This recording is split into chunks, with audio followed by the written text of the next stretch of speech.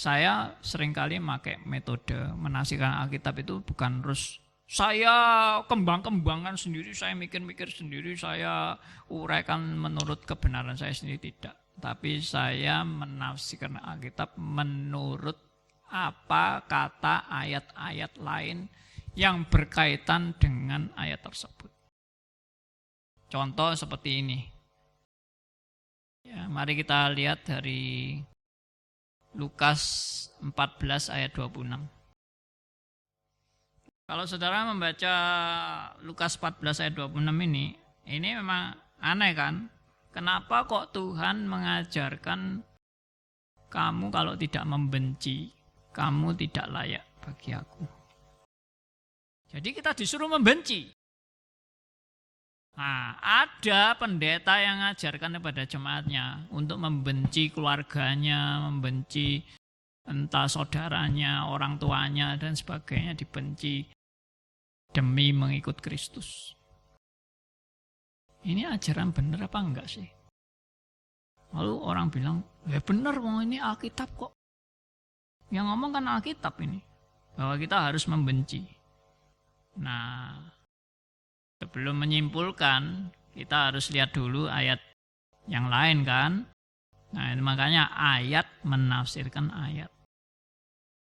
Saya kasih contoh saja dari 1 Yohanes 2 ayat 9. Jadi mungkinkah ayat dan ayat saling bertentangan? Di satu ayat Tuhan bilang kalau kamu tidak membenci, kamu tidak layak bagiku. Tapi di ayat lain kalau ada orang yang bilang aku dalam terang tapi membenci saudaranya, dia dalam kegelapan. Oh, berarti Tuhan Yesus ini salah ya? Berarti ajaran Tuhan Yesus ini sesat? Tidak. Kembali lagi, dilihat secara tekstual, secara kontekstual, secara kontentual. Akhirnya kita baru tahu yang dimaksud Tuhan Yesus dengan membenci adalah kalau kamu tidak mengasihi Kristus sebagai yang paling utama. Itu yang dimaksud dengan membenci.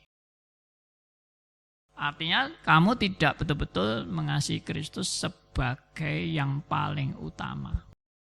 Tapi yang paling utama bagi kamu mengasihi suamimu atau mengasihi istrimu atau mengasihi anak-anakmu, Kristus hanya bagian yang akhir-akhir saja. Itu namanya tidak mengasihi Kristus. Ya benar kan?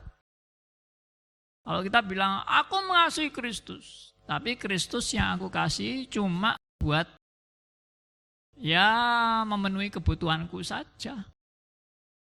Kalau orang bilang, aku mengasihi Kristus, maka Kristus adalah harus yang terutama dalam hidup. Kalau tidak, omongan itu gombal. Kamu cuma bilang mengasihi, tapi kenyataannya tidak. Kamu tidak mengasihi. Nah, itu yang dimaksud dari Alkitab. Kenapa Tuhan Yesus sampai bilang, kalau kamu tidak membenci,